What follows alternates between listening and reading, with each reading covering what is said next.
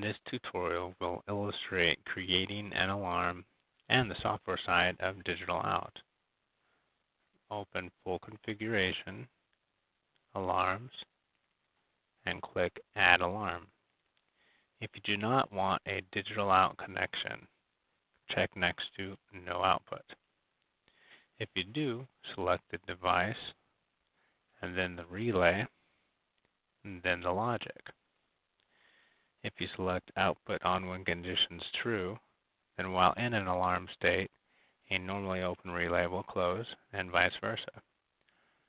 If you select Output off when conditions true, it will set a normally open relay to close when not in an alarm state. Today I will use a 1C relay with positive logic. Select the conditions on the left that you would like to have activate the alarm. The conditions on the right will return the alarm to standby. If you want to require operator input to clear the alarm, check next to Operator Clear. Following this window, you will receive prompts to select the measurement or scanner to which these attributes apply. Today, I want to alarm when outside of spec limits and return to standby when back inside of spec limits. Because the conditions I selected pertain to a measurement rather than a scanner status, I now need to select the measurement or measurements that have the spec limits that I want monitored. Today I'm interested in the left wall. The minimum on time requires the spec limit to be busted for a selected number of milliseconds before considering it a valid alarm signal. If the measurement returns below the spec limit, the minimum on time clock will be restarted. Use this if you have an unstable measurement or to filter flaw size is smaller than what you care about. Also, there is no alternate unit selection available, only milliseconds. Use once an alarm condition is considered valid, it can either alarm immediately or be delayed by checking next to Use Delay.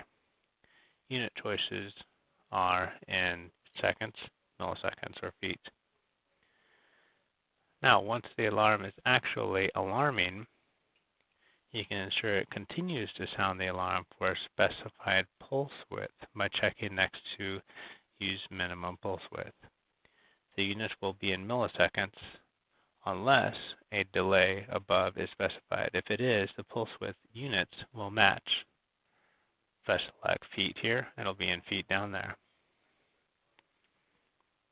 Finally, you must decide if the pulse width will be measured from the first or last on condition.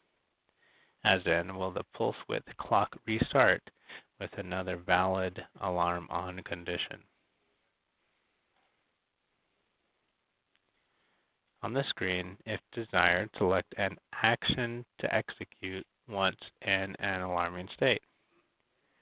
You can also select one for when no longer in an alarming state. If you want a file executed or to play a sound file, select it here.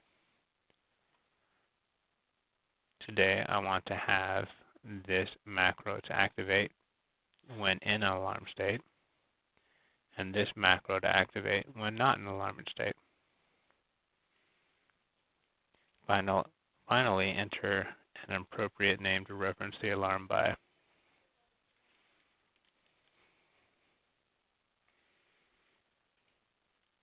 And here's the alarm I have created. Now to test. You can see the measurement right now is within the spec limits. When it's outside of the spec limits, the alarm activated immediately. When back inside of spec limits, it is no longer activated. Thank you for watching. This has been Tutorial